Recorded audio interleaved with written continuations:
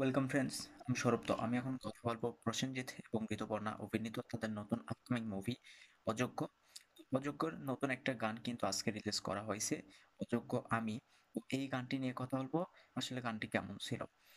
অযোগ্য আমি গানটি গেয়েছেন কিন্তু অনুপম রয় এবং গানটির মিউজিক করছেন অনুপম রয় তিনি নিজেই।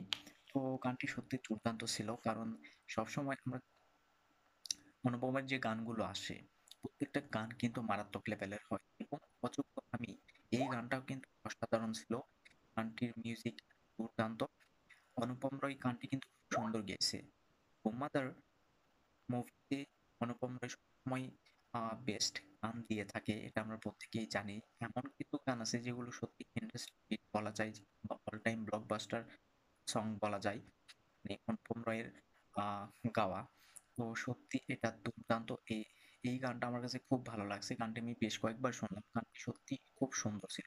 তো গানটিতে যে সিনগুলো ইউজ করা হয়েছে এখানে, আহ, তিনটা যে জীবন, অর্থাৎ আহ, বোমাদা কিংবা আহ, ঋতুপর্ণা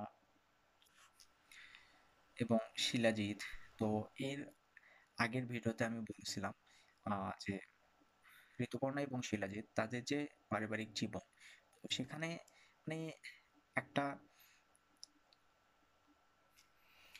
দূরত্ব সৃষ্টি হয়েছে, এবং তার পরবর্তীতে কি কি ঘটে এবং কিভাবে বোমাদার সাথে শিলাজিতের দেখা হয় এবং তাদের আগে যে সম্পর্ক এবং ছোটবেলার যে সিনগুলো দেখানো হয়, তো এই তিনটা জীবনকে নিয়ে কিন্তু গল্প, এবং এই তিনটা জীবন কিভাবে একে অপরের সাথে জড়িত, এবং এখানে মূল টুইস্ট, মানে গল্পের মেন টুইস্টটা কি।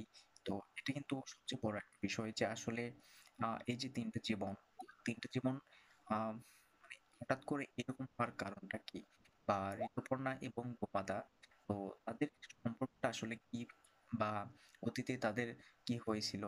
তো গানটিতে কিন্তু এই সিনগুলো ইউজ করা হয়েছে, সিনগুলো কিন্তু খুব সুন্দর ছিল, এবং মানে গানটি কিন্তু বলা যায় একটা ইমোশনাল গান। তো সিনগুলো কিন্তু সেরকমই ছিল। এক কথায় এই যে গান এবং এই মিউজিক ভিডিওর যে কম্বো, দুটো মিলে জাস্ট দুর্দান্ত মারাত্মক লেভেলের একটা গান। আমি বেশ কয়েকবার শুনছি, মানে আমার যথেষ্ট যথেষ্ট ভালো লাগছে। খুব খুব সুন্দর একটা গান ছিল আমি অনুপমের কণ্ঠে সত্যি একটা গান আবার কিন্তু উপহার পেলাম, অনেক বেশি।